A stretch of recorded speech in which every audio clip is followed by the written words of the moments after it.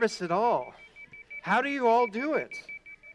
Anyway, I'm still waiting for my helper.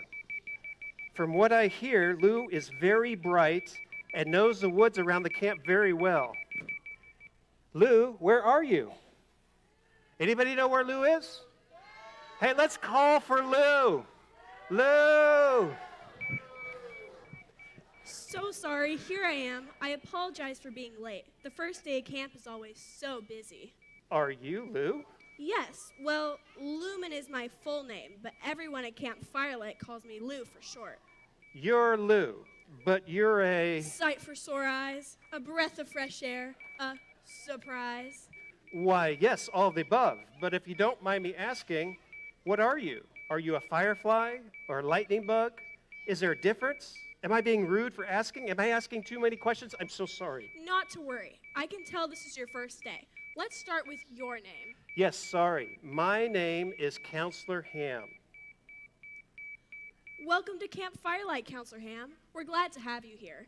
I've worked with many counselors over the years, and I'm happy to help you get started. To answer your question, I am both a lightning bug and a firefly. We have different names depending on where you live, but no matter what you call us, we're beetles and we're always delightful. That's a great joke. Wait, that was a joke, right? If it wasn't, I'm so sorry for laughing at you. I'm sorry if I hurt your feelings. Don't worry. I've worked with many first-time counselors. I'm just glad you didn't pass out like Counselor Pete did 2 summers ago when we first met. How much have you prepared for this week? Let me see. I think I packed everything.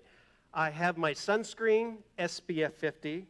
I got my sunglasses, my first aid kit. I've got my poncho in case it rains. I brought bug spray, but I don't know if it's the right kind of bug spray. I packed a few changes of clothes. I packed my toothbrush. Oh no, what if I forgot something important? Maybe I'm not ready to be a counselor yet. What do you think, Lou? Well, I guess you wouldn't really know, would you? We just met. Maybe the... Not to worry, Counselor Ham. It seems like you've packed plenty of supplies. The one question I always ask new counselors is, have you read the camp guidebook? Camp guidebook. Yes, I've got it right here. I started to read it, but I haven't made it all the way through yet. In case you haven't noticed, I'm a little nervited. Nervited? Yes, I'm nervous and excited. Can you tell? I'm afraid I won't do a good job. Counselor Ham, open your guidebook to page 1 and tell me what you see. All right. It lists Camp Firelight's camp call-out. What's a camp call-out? The camp call is our theme or focus for Camp Firelight. What does it say in the book?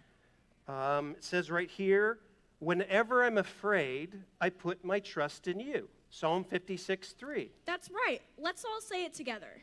Everybody, let's stand up so we can learn this together. And we're going to do some hand motions to show you guys. All right.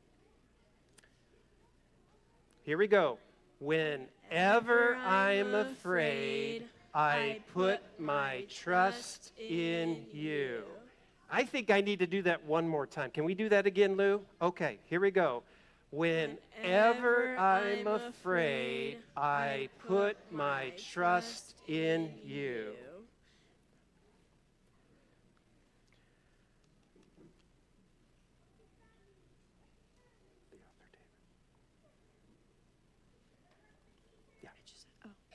That's right. Let's all say it together again.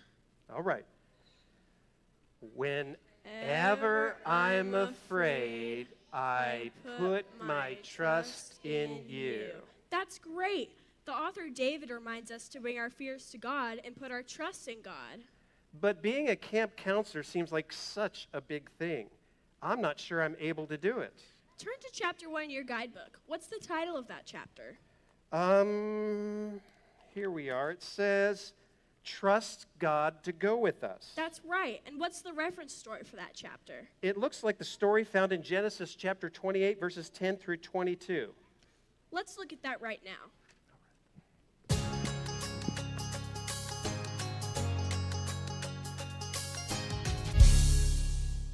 The very first book of the Bible, Genesis, tells us the story of God's people through God's perfect creation and God's promises to humanity through the family of a man named Abraham. Abraham had a son who then had two sons of his own. One of those sons was named Jacob, and he was very sneezy. He was very sneaky. You see, even though they were twins, Jacob was born second, and that meant his brother would get a bird bite and a messing. Wait, that's weird. I meant to say his brother would get a birthright and a blessing, which was a special right and privilege given to the oldest son in the family. That didn't stop Jacob, however. He tricked his twin brother Esau out of his birthright inheritance and tricked their father Isaac into giving him a special blessing instead of his brother Esau. When Esau realized he had been tricked, he was very angry. He was so angry, in fact, that Jacob swam away from home. Wait, that doesn't sound right. He ran away from home. Jacob quickly left his home and made his way from Beersheba to Haran. This journey was about 500 miles and would take him many, many days to complete. While on his way, Jacob stopped to rest for the night. Since he forgot to pack his travel pillow, he found the nearest rock to lay his head on. Jacob didn't need to be rocked to sleep that night. He was a tired guy who quickly fell into a deep sleep and began to dream.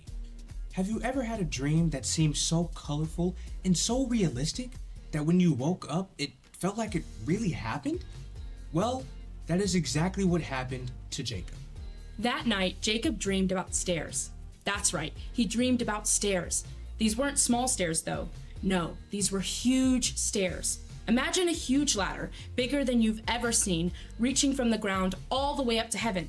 It was a stairway to heaven.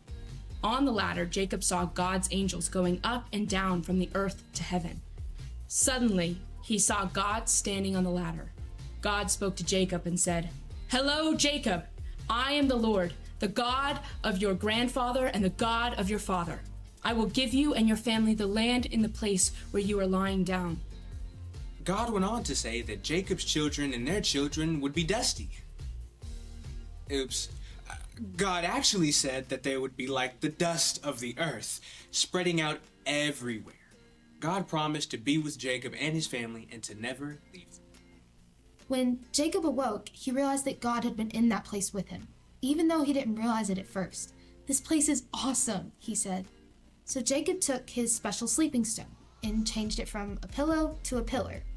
He poured some oil on it and named the place Bethel, or God's house.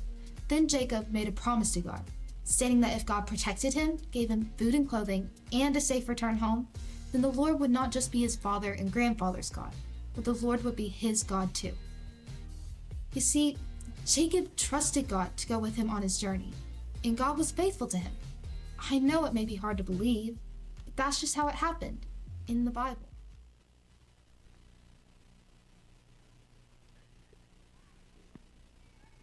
Wow.